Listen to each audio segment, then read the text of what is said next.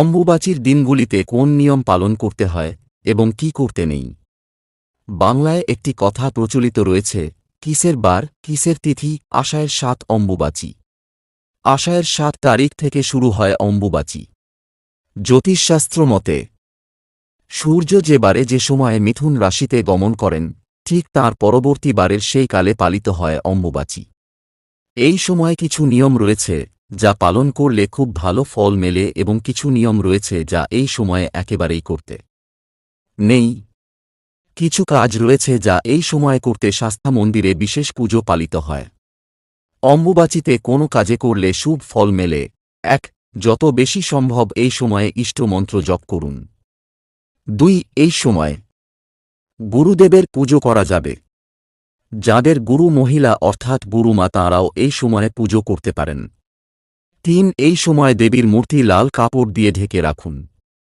৪. অম্বুবাচী চলাকালীন আম, দুধ সেবন করুন, এতে সাপের ভয় দূর হয়। অম্বুবাচীতে কি কি করা নিষিদ্ধ। ১. অম্বুবাচীর ৩ দিন কোনো মাঙ্গলিক কাজ করা যাবে না, যেমন বিবাহ, পুজো, গৃহপ্রবেশ প্রভৃতি। ২. অম্বুবাচীতে বৃক্ষরোপণ ও ভূমিকর্ষণ করা নিষিদ্ধ। ৩. এই সময়ে মন্ত্র সহকারে পুজো না করাই ভালো। কেবল ধূপদীপ সহকারে ঠাকুর প্রণাম করবেন। ৪. এই সময়ে চাষ করতে নেই। ৫. বাড়ি বা জমি ক্রয় করতে নেই। ৬. এই সময় কোনোভাবেই সাপকে আঘাত করতে নেই। ৭. বিশেষ প্রয়োজন ছাড়া কোথাও যাওয়াও উচিত নয়। ব্রত পালনের নিয়ম এবং কারা পালন করবেন।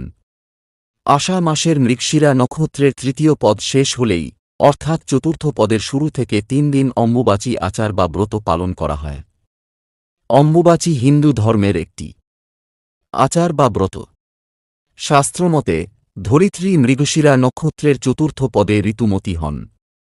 পূর্ণ বয়স্কা মহিলা যেমন ঋতুকালের পরে সন্তান ধারণে সক্ষম হন, ধরিত্রী মাতাও অম্বুবাচীর পর শস্যশ্যামলা হয়ে ওঠেন। ধরিত্রী মাতা আমাদের সকলের জন্মদাত্রী।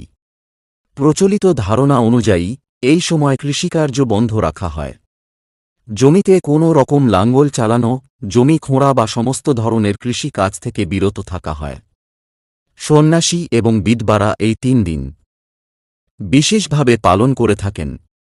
প্রচলিত বিশ্বাস অনুযায়ী এই ৩ দিন কোনো মাঙ্গলিক কাজ করা হয় না। এই ৩ দিন কেটে গেলে মাঙ্গলিক কাজ বা চাষের কাজে কোনো বাধা থাকে না। এই ৩ দিন বন্ধ রাখা হয় মন্দিরের দ্বার। অম্বুবাচীর সময় অসমের কামাখ্যা মন্দিরে বিশেষ উৎসব পালন করা হয়। সতীপীঠের অন্যতম কামাখ্যা মায়ের মন্দির তন্ত্র সাধনার অন্যতম পীঠ। এই স্থানে দেবী সতীর গর্ভ এবং যোনি পড়েছিল। অম্বুবাচীর এই ৩ দিন এই মন্দিরে বিশেষ উৎসব পালন করা হয়। এই ৩ দিন দেবীর মন্দির বন্ধ থাকলেও চতুর্থ দিনে দেবীর মন্দির সর্বসাধারণের দর্শনের জন্য খুলে দেওয়া হয়।